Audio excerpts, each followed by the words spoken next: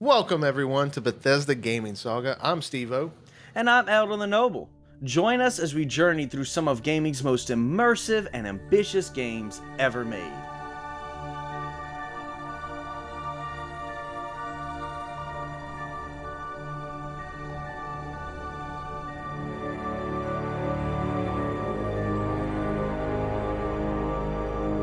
Today we are going to be talking about the Starfield Direct that happened not too long ago. It was 45 minutes jammed with some awesome stuff. First, we are going to be talking about what excited us most in that direct. So, Steve-O, what excited you most in that direct?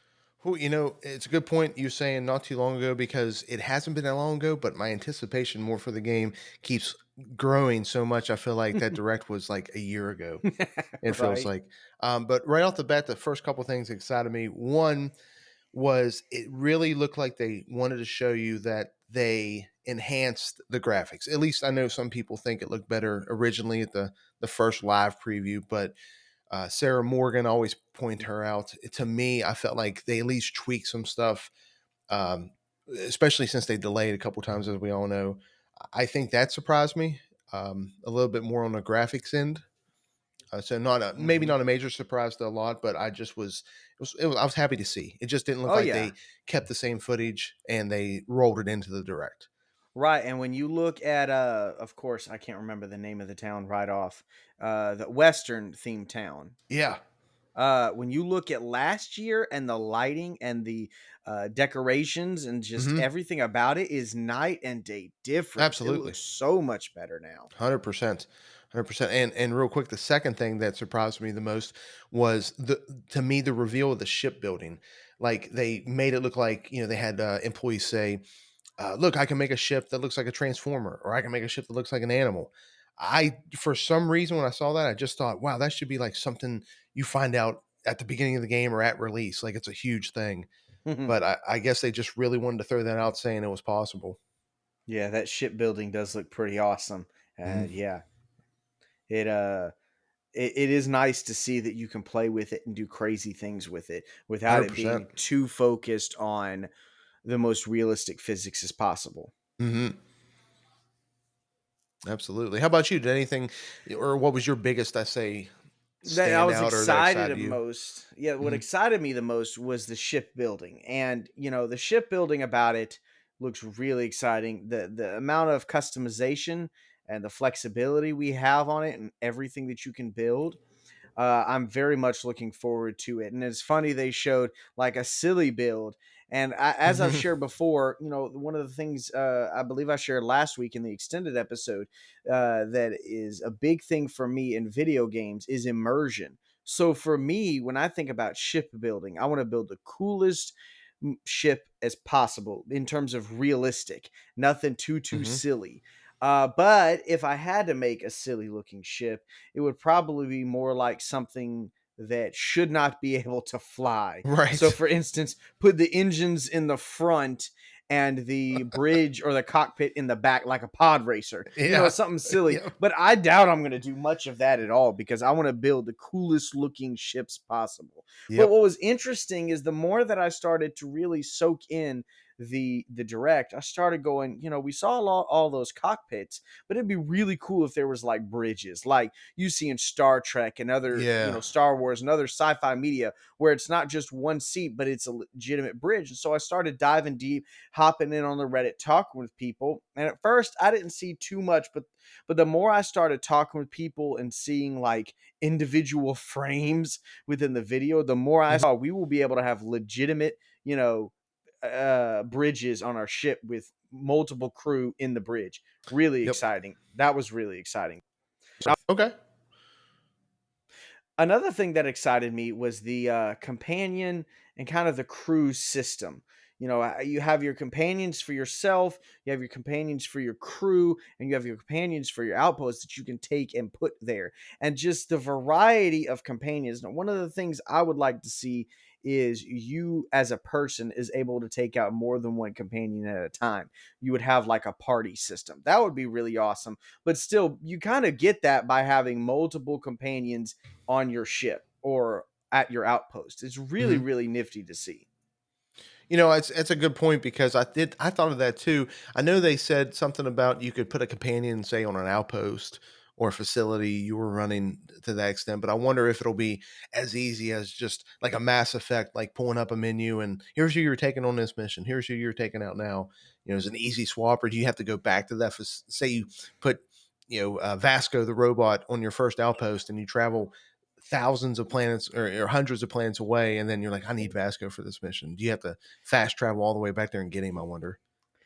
Well, if it is like every other Bethesda game, you will have to go back and get him. Yeah, There won't and be a system yep, for that. no, it's a fool's hope for sure. Yeah, Um, because it is frustrating to try to find where did I leave this person at? hmm Yeah. Maybe they'll be like hot pings, like when you go to the star map, or I don't know if you've ever played No Man's Sky. Yeah, you did play No Man's Sky. I'm Yeah. sorry. Oh yeah. So like you could go look on the giant galaxy map and you could see like, okay, that's where I put a base, or that's where my fleet is. You could kind of see that. Yeah, You that couldn't would be fast cool. travel there, unfortunately, depending on how far away you were. But I know we do know fast travel is possible in this game, so it might make it a little Right. better.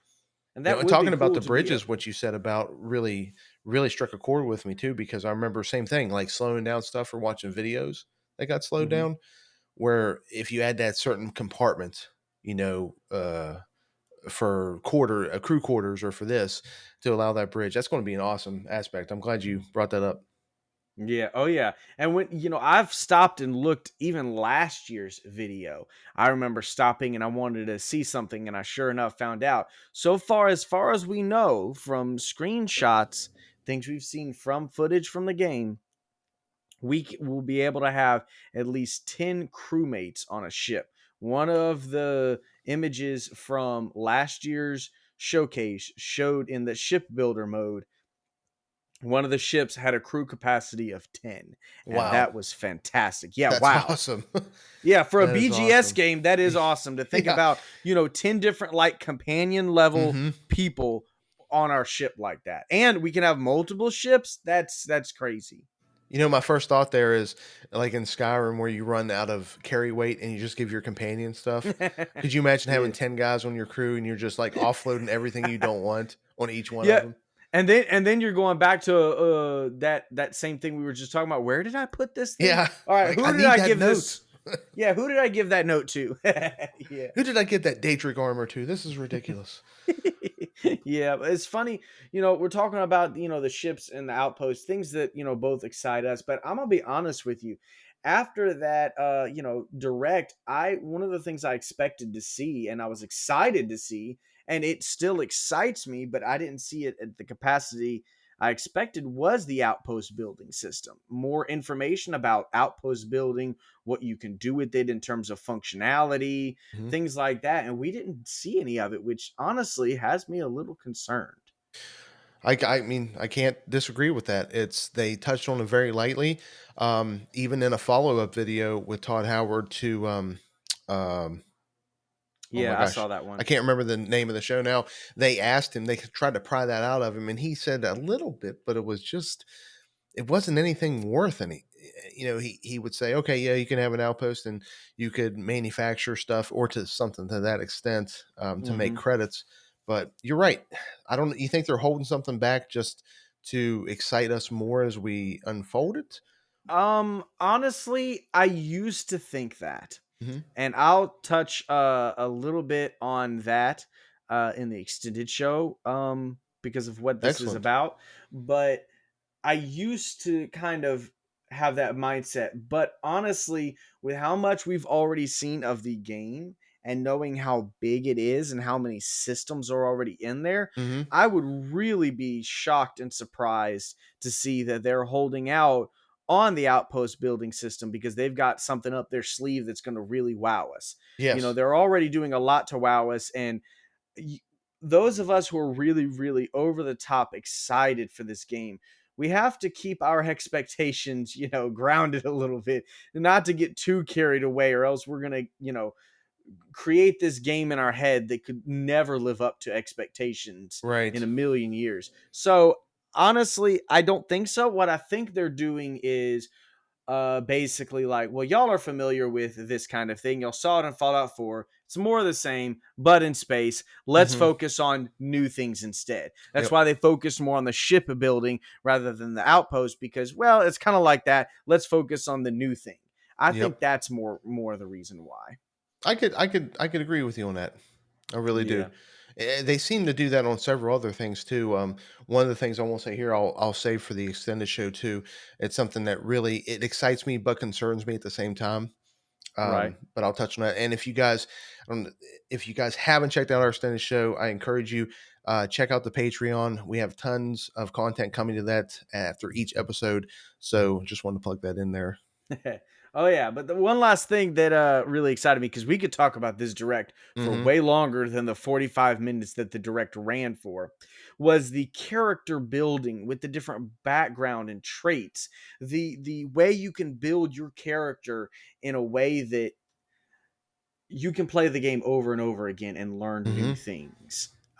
Because that's one of the things. If you play Skyrim, if you play Fallout 4, any other previous BGS game, uh, you play it over and over again. And after about the fifth or sixth playthrough, you're like, okay, yeah, come on, skip, skip, skip, skip. Yes, I know this, I know this, I know this. But Yeah. with these different backgrounds where it locks you out of certain things but opens up other avenues or other aspects of the game, like being from a certain religion or Hmm. from a certain faction.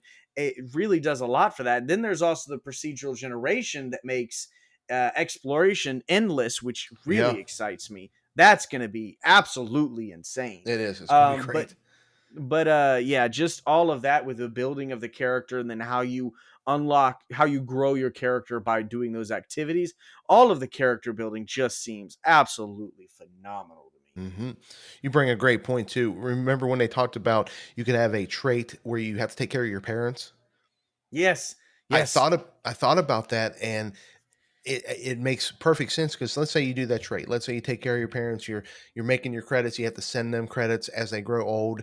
Will they grow old in game time, where eventually they get sick or pass away? And if you don't choose that trait, do you even interact with your parents at all in the game? That could, like you right. said, it could be a totally new strain of storyline that's just out there. Right. Absolutely. That's a good point. I mean, uh I know we haven't seen very many of the traits, but I plan on making some of my first traits things that don't really close off certain sections of the Hmm. game, right? So, and probably a pretty straightforward game. So I'd love to get the biggest fan, that Yes. guy, because Yes. like I've shared with you, I will be so excited to play Starfield, and to have somebody that's with me that's just as excited, if not more excited, to be with me as I'm excited to play the game. That's going to be wonderful. Yep. But that, and then my parents, it'd be really cool to see that. It'd be kind of interesting. I might look at the starting out with a starter home, see what the home system in Starfield is like, versus, yes, you can build outposts, but I'm sure you can buy a home in each of the major cities, Hmm. what that looks like, how you can decorate that. So I might go with that again to explore of a variety of things without locking me out. Yep. Part of Yeah. me wants to do like kind of like that first settled systems video they premiered. I want to like just get a basic job and just Hmm. like have a house and start a family if I could. I know it's not possible most likely, but just like to see how far along I can go. Like, will my character age enough to where he just collects social security and passes away? Yeah. But that's That's that would be very interesting. that's an interesting thing that you mentioned, and I'm curious about that. I could be wrong. You can correct me. Starfield has a weirdly low number of amount of characters you can romance versus previous BGS It games. does. It does. It's Now, it's one of the bigger topics. it's not something that really bothers me because I don't really care, Hmm. other than the concept of, if you get a if I play a guy character and I get a wife, having a family, if that's possible. But short of that, I mean, but it's one thing that makes me wonder, are they going to add more in like story DLCs and things like that? I mean, I'm curious as to why they went with such a low number. I am too. Listening to a couple interviews with Todd Howard, I believe the total I saw was four, only four Yeah, I think it was characters. like 4, yeah. Yeah, 2 men, and they 2 all were women. from Constellation too. Right. So I'm with you. Like that's fine now. Let's get into the game. Let's see all the aspects. But yeah, down the road, I mean, it just sounds, as far as a BGS game, it sounds kind of boring just to be stuck with the same four. That Yeah. I hate to say it, but the romance, arc quest line might be short too before you can fully romance them. And once you do all four, even in a single playthrough, if possible, but yeah, that'd be a great point. You got a DLC later where you're on a new planet or a new mission. Maybe it's something they do have planned down the road too. Maybe four was just a good low number so they could focus on other aspects. Right, and I mean, like I said, if they woulda never said anything, I could have very well put 1,000 hours into Starfield before I looked up, "Wait a minute, there seems to be" Hmm. right, I would have never noticed, Yep. but it could be for the simple fact of they seem to know how much, modders put into Starfield, so Yeah. they're giving them a little bit more of an open, "Well, y'all can make, anybody you want a Hmm. companion if you want. You can go in and make a mod for that." Oh, I'm sure it'll be out there. Oh, And yeah. modding, I remember when Skyrim came out, and I say Skyrim because that's the first one I remember getting modded. Right. But it just seemed like, it was a few years, well, not a few years, but a longer time before the mods really took hold with people. And granted, most of the time Mhm. you had to have a PC for modding at first. Right. And I just think modding is such a hyped upon look. I think guys are going to jump. Oh, well, we already know they're going to jump on it for, aspects of the system and how it's run. But I think they'll jump on it right out of the gate if possible. Oh yeah, and I'm hoping that they launch with the mod support. They've had this much time of Hmm. polish. There should be no reason the game doesn't launch with that. And I'm expecting that announcement at either QuakeCon or Gamescom. I would think they should give it to us now. That's a perfect time, a month ish, or it'd be less than a Mhm. month then at QuakeCon, but just enough time so modders can have that kind of that guarantee, that slap on the back saying, "Yep, you guys are up. Yeah. Get ready." Now I could see them also because at first I was thinking, well, they should also launch with survival mode. They've had enough time, Hmm. but I could see them using that as a in between launch and the first DLC as a piece of content, as an update, as something to keep the people excited and Yep. hyped and coming back and play. At first, But I thought yeah, maybe they weren't going to do survival mode because it was going to make it even more like No Man's Sky. I mhm. thought in a way, but not so much as the food, but as like the um. Well, actually, that's a great point. Maybe I think you said it best. I think it may be better if maybe they will launch that later because that is a little more unique compared to No Man's Sky. Now that I think about it. Right. And I think we see their systems they put in place that will definitely support a robust and kind of difficult survival mode. And that could Hmm. be interesting. It would be very interesting. I'm excited Yeah. to see that. Well, now we are going to look at, we talked about a variety of things that excited us each. So now we're going to talk about like one single thing that individual thing that surprised us the most each. So just one of the things from the direct that we were not expecting and we saw. What was it for you, Stevo? It was absolutely the food. The food blew my mind. I mean, not just the tiny shots they took on salami sandwiches, and then how we found out how much they're worth, and you could buy a ship, but just they talked about food's very important. They put a lot of detail to it.